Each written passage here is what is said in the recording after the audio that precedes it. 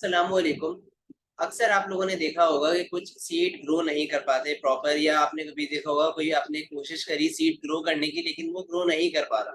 तो क्या वजूहात होती हैं? आज हम इन्हीं सब चीज़ों को देखेंगे। इसको सीड डोरमेंसी कहते हैं। और आज हम इन्हीं चीज़ को डिटेल में पढ़ेंगे। मैं हूं तला सलीम और मैं आपका बायोलॉजी इंस्ट्रक्टर वी ट्यूशन से, जो कि पाकिस्तान का पहला free of cost learning platform है। सो लेक्चर हम शुरू करते हैं और सीड डोरमेंसी के बारे में हम देखते हैं कि सीड डोरमेंसी क्या चीज़ है। सीड डोरमेंसी ये, जैसा मैंने आपको बताया कि सीड डोरमेंट रहे यानी अपनी हालत में मौजूद रहे, जर्मिनेशन ना करे, ये सीड डोरमेंसी है। सीड डोरमेंसी इस वजह से होती है कि सीडलिंग बना नहीं पाता, यानी जर्मिनेट नहीं कर पाता, बाहर नहीं आ पाता।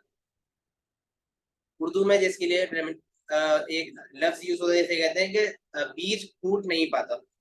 तो सीड डोरमेंसी इस वजह से है कि अगर उस सीड को टेम्परेचर नहीं मिल रहा, या वो जो मॉइस्चर उसको रिक्वायरमेंट है, या जो भी उसकी कंडीशन है वो उसको नहीं मिल पा रही, उस कंडीशन में सीड डोरमेंट रहता है। या फिर कि अगर मोस्टली जो वजह होती है वो ये है कि सीड का जो कोट है वो हार्ड होता है, जिसकी वजह से जो वाटर है वो पास नहीं हो सकता, या ये कि उसमें सीड फूट नहीं पाता। तो अब टेम्परेचर यानी कि लाजमी सी बात है कि एंजाइम्स होते हैं, वाटर होता है, एंजाइम को खास टेम्परेचर पीएच चाहिए होती है। अगर सीड को कोई नहीं मिल रही, मींस एंजाइम एक्टिवेटेड नहीं है, जिसकी वजह से सीड डोरमेंसी ब्रेक नहीं हो रही। मॉइस्चर भी खास चाहिए होता है ताकि एंजाइम एक्टिवेट हो जाए।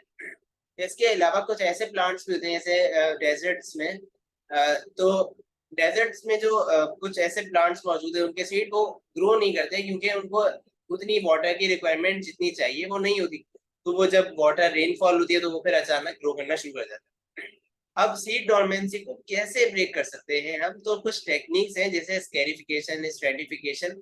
तो स्कैरिफिकेशन में आप फिजिकली तौर पे जैसे किसी बीज को आप रगड़ते हैं, या आप उसको केमिकली ट्रीट करते हैं ताकि उसमें कुछ फोर्स बन जाए जिसकी वजह से वाटर या एंजाइम्स पास हो सके। स्ट्रेटिफिकेशन में क्या होता है कि स्ट्रेटिफिकेशन में आप टेम्परेचर के जरिए से उसकी सीड डोरमेंसी ब्रेक करते हैं।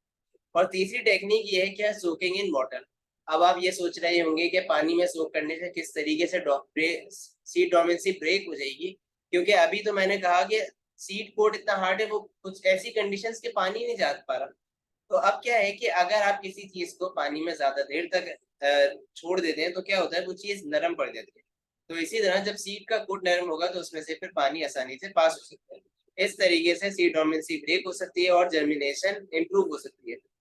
अगली जो चीज है वो है पार्थिनोकार्पी। पार्थिनोकार्पी देखा होगा आपने कभी, आपके पास ऐसा फल आ जाए जिसमें कोई सीड ना हो, ये पार्थिनोकार्पी की एग्जांपल है, यानी the production of fruitless seed. अब क्या होता है कि जो सीड बने उसके अंदर कोई फ्रूट बने उसमें कोई सीड ना हो, ये पार्थिनोकार्पी है। कुछ केमिकल जैसे इंडोल एसिटिक एसिड, उसकी वजह से आप इसको इंक्रीज कर सकते हैं।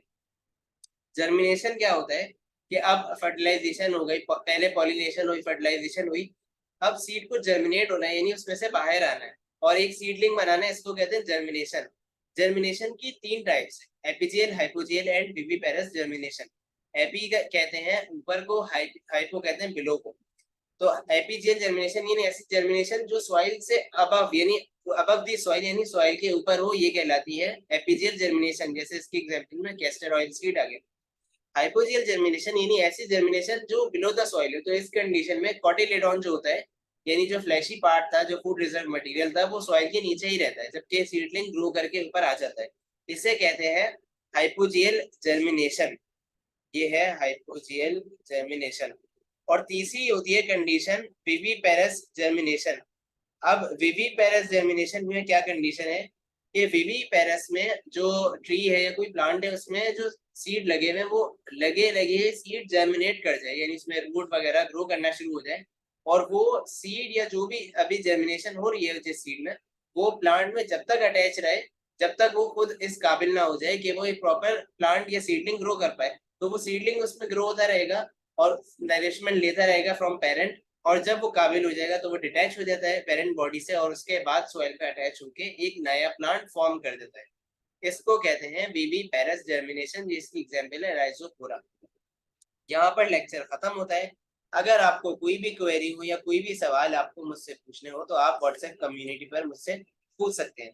इसके अलावा अगर आपको वीडियो पसंद आई तो हमारे चैनल को लाइक करें और सब्सक्राइब करें, and you can also follow us on different social platforms. So thanks for watching. और अगली मिलते हैं आपसे अगली वीडियो में। फिल वक्त के लिए अपना ख्याल रखें। अल्लाह हाफिज।